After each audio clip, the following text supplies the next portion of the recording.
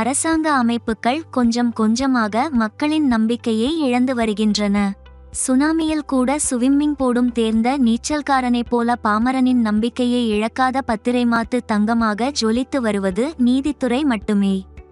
யார் கண்ணில் பட்டதோ தெரியவில்லை, அந்த நம்பிக்கையும் ஆட்டம் காண ஆரம்பித்துவிட்டது.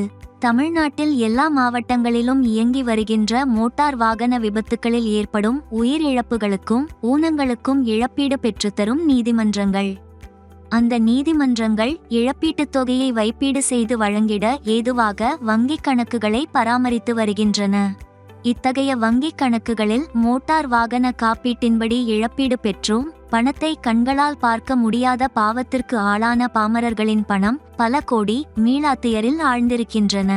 உயர்நீதிமன்றம் சம்பிரதாயமாக நடத்தி வந்துள்ள கீழமை நீதிமன்ற ஆய்வுகளின் போது இவ்வாறான கணக்கில் வராமல் இருப்பதாக சொல்லப்படும் பணம் பற்றிய தகவல் அதிர்ஷ்டவசமாக தலைகாட்டி இருக்கிறது.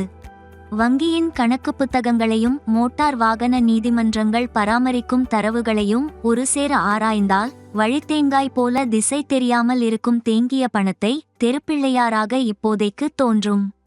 வழக்காடிகளின் வங்கிக் கணக்குகளுக்கு மடைமாற்றம் செய்து சிதறு தேங்காயாக மாற்றலாம். முடிவு உயர்நீதிமன்றத்தின் கையில்.